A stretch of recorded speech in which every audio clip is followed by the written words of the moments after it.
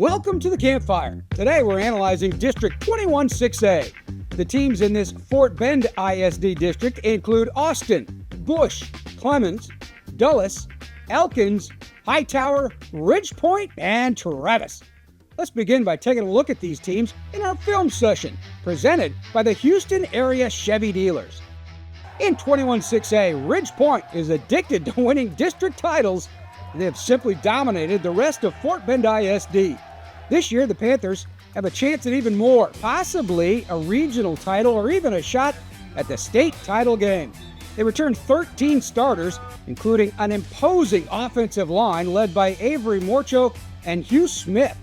Ridgepoint has to replace Austin Carlisle behind center, but have Robert Haynes and Balin George returning as wide receivers. Defensively, look for Romare Smith to make plays off that D-line. Hightower will threaten for the title behind their defensive line of Devin Phillip and Chris Carroll. They'll need some offensive production to help them bounce back from a disappointing first-round playoff loss in 2024. Fort Bend Travis was postseason team last year and will challenge again with wide receivers David Brewer and Ethan Williams leading the way. Look for Elkins to make a run at a playoff spot behind running back Tyson Kraft. Austin hasn't made the postseason in 12 years, and we'll hope quarterback Cohen Herman will help rectify that problem. Fort Bend Bush always has great team speed and will be led by defensive back Robert Bankhead, who had 3 picks a year ago. Clements only had 1 win in 2024, but started 15 sophomores. With that experience and the leadership of quarterback Trey Rivera, the Rangers hope to get more victories this fall. Dulles has had only 2 wins in their past 2 seasons. Cameron Campbell, a running back, along with 15 returning starters, will help hopefully improve on that win total.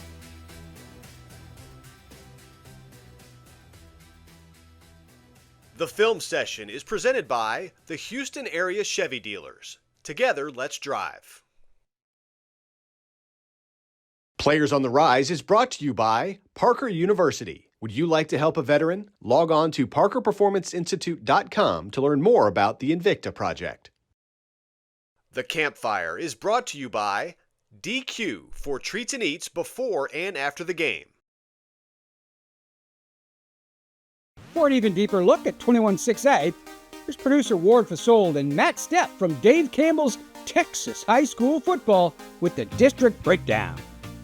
All right, we are talking 21-6A with Dave Campbell, Texas High School Football analyst Matt Stepp. Is there much to analyze in this deal? Because Rick Lefebvre's, he don't want to coach if he's not going to win district titles, and that's what he does in this district. And you look at the talent they have on that squad, and yeah, you're going to lose Austin Carlisle, you're going to lose the receiver, but there's guys always to plug in there. Is it theirs to lose yet again?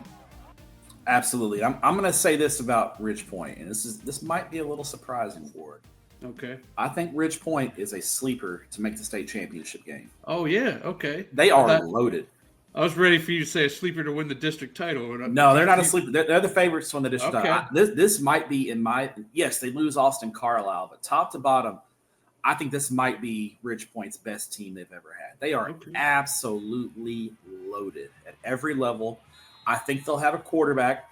They've got a battle going on, but I believe that they've got a guy. They'll have a guy that's very capable of running the offense. Whoever wins that battle, they are loaded up front on the offensive and defensive lines. Are always going to have good skill position talent, in my opinion.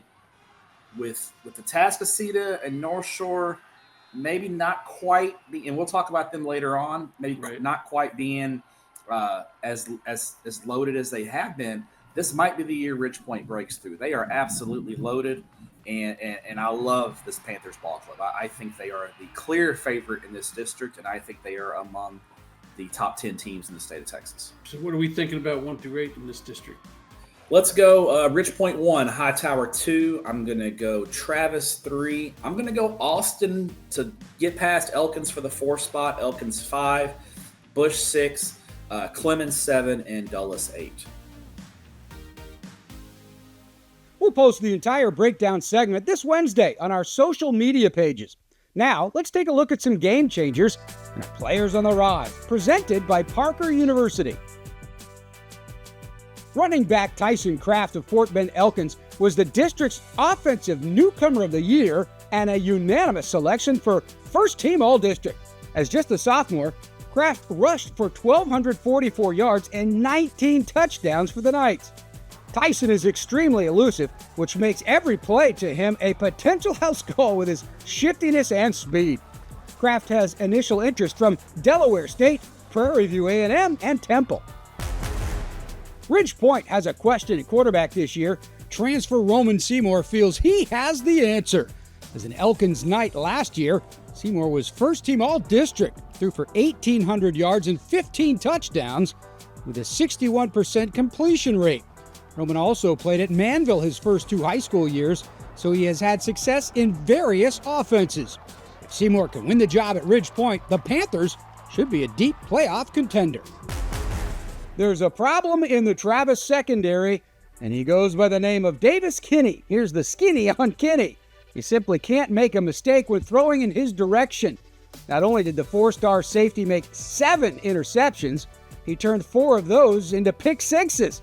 Davis is also a hard hitter at the safety position and added a 5th touchdown on a kickoff return. Kinney is committed to Northwestern. Another playmaker in the defensive secondary for 21-6A is Ridge Point safety Jermaine Santana Diaz. As a junior, he made 2 picks and returned 1 for a touchdown.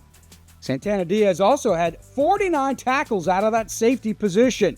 Jermaine is a headhunter. He's always willing to lay the wood. He's also a great open field tackler, as juke moves rarely work on this athlete. Santana Diaz is committed to Colorado State.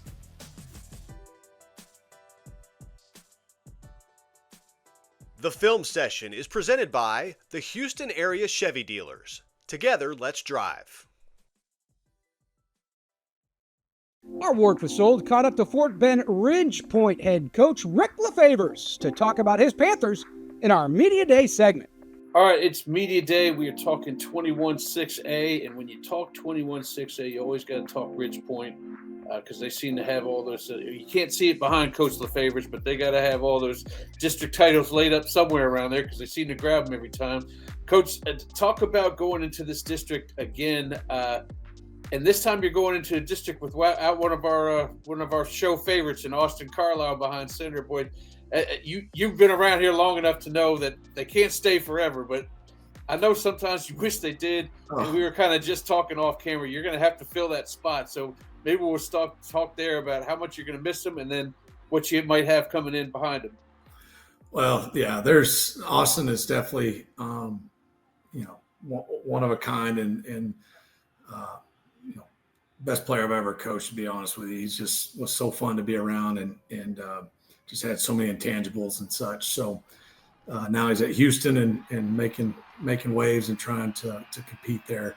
So, replacing him and what he brought to the game is we really don't even talk about that because it's hard to replace or that same skill set that he had. More than anything, what we're looking for in our offense is adaptable enough and flexible enough is a guy to lead us, take care of the football, keep the chains moving. That's all we've ever asked of our quarterbacks. And then as they get more comfortable and doing those things, then we can, adjust our offense accordingly to their strengths and stuff. All right, Coach, we're excited to see you guys go for yet another district title and see how far you can get in the postseason. Thank you for joining me, and we will see you soon. Just about a month away. Yep. Thank you. Appreciate it. You can catch the entire interview Friday on our social media channels. Hey, that'll do it for this week's Campfire. Next week, we take a deep dive into District 22-6A. Until then, have a great week, everybody.